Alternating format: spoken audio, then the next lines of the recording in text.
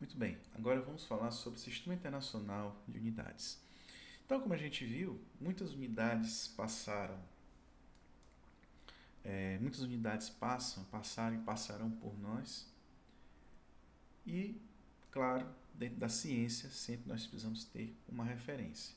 E a nossa referência é justamente a utilização do Sistema Internacional de Unidades, que foi um sistema fixado por um órgão mundial específico desse assunto, que é o Bureau Internacional de Pesos e Medidas, que ela fixa justamente quais são as unidades e as medidas padronizadas.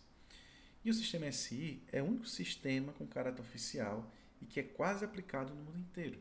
Eu digo quase porque nos Estados Unidos existe aplicação de outros sistemas numéricos, como por exemplo a temperatura não é medida em graus Celsius ou Kelvin, mas sim medidas em Fahrenheit.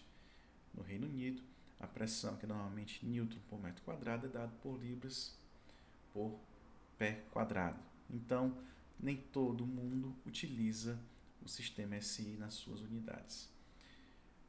Vejam que nós temos aí entre 1791 até o ano de 2021, nós temos aí 230 anos de discussões intensas sobre as quantidades e as unidades de medida. Então, isso é uma discussão que é extremamente relevante para nós. Então, em relação a SI, nós também podemos chamar de MKS, que faz referência a metro, quilo, segundo. Quer dizer, unidade de massa, unidade de medida de comprimento, unidade de massa, quilo, unidade de tempo, segundo. E que esse sistema MKS ou SI é composto de 7 unidades básicas associadas a 7 constantes. Tá? Então, quais são as unidades básicas do SI? Nós temos a quantidade que queremos medir, que são tempo, comprimento, massa, corrente elétrica, temperatura, quantidade de substância e intensidade luminosa. Então, como que a gente coloca os nomes dessas quantidades? Respectivamente, segundo, metro, quilograma, ampere, Kelvin, mol e candela. Então, nós temos uma quantidade e temos uma unidade cujo nome está associado a essa quantidade física, mas também nós conseguimos resumir o nome através de um símbolo. E S é um símbolo para segundo, M para metro, kg, quilograma para massa, A maiúsculo, ampere para corrente elétrica, K maiúsculo, Kelvin para temperatura, mol para quantidade de substância, mol, e CD para candela para intensidade luminosa. Exceto candela, que é pouco ou quase ou nunca utilizada na química, o restante dessas unidades são plenamente aplicáveis dentro da química ou da ciência como um todo.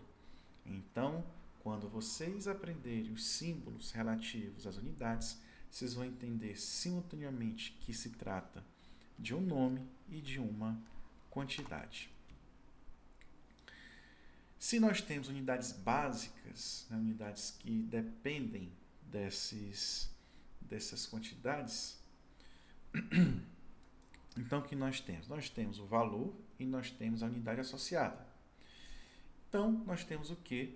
Nós temos um valor físico associado àquele número. Portanto, esses símbolos das unidades dão para nós tanto o seu nome, como foi anteriormente, quanto o valor que a representa. E para que as quantidades medidas sejam calculadas com exatidão e precisão, utilizamos as constantes físicas para as operações matemáticas que envolvem esses valores.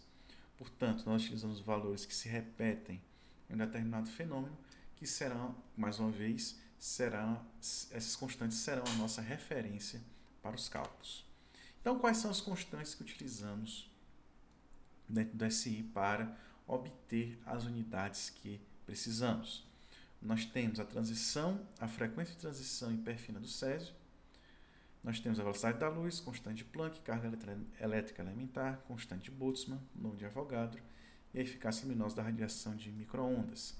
Então, esses valores de constantes são unidades que são repetíveis, são reprodutíveis, melhor dizendo, dentro de dados experimentos, de dados experimentais e que você possui um valor que se repete. Portanto, se trata de uma constante. E como esses valores são muito bem estabelecidos, esses valores, né, que está na coluna da extrema direita, esses valores exatos sempre são a nossa referência. Então, todas as unidades são calibradas a partir dos valores exatos dessas constantes.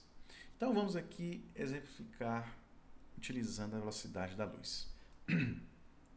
Nós sabemos que a luz viaja no vácuo a uma velocidade igual a essa daí, que é aproximadamente 3 vezes 10 oitava metro por segundo. Então, veja que nós temos uma diferença bem grande entre esse valor, que é um valor exato da velocidade da luz, com o valor aproximado da velocidade da luz. Então, são números bem diferentes. Então, vamos considerar que a velocidade da luz, que viaja a 299.792.458 metros por segundo, qual vai ser o tempo necessário para que a luz atravesse 1 metro? Então, a constante C, que é a constante de velocidade da luz, que é exatamente igual ao valor que eu disse anteriormente, significa dizer o quê? Que para cada segundo, a luz atravessa essa quantidade gigante. E aí a gente faz uma aplicação de uma regra de 3. Nós sabemos qual é a relação proporcional entre o tempo e a distância percorrida pela luz. Sendo assim, se em 1 segundo eu tenho essa distância percorrida, o tempo que em 1 metro eu percorro com essa proporção é justamente o valor t. Quando eu faço essa conta, isolando t, eu tenho exatamente qual vai ser a quantidade de tempo que 1 metro, a luz vai atravessar em 1 metro essa distância. Então, quer dizer o quê? Que 1 sobre 299.792.458 segundo, né? Porque é uma quantidade fracionária de tempo. Veja que é um valor absurdamente pequeno, né? É 1 bilionésimo de segundo.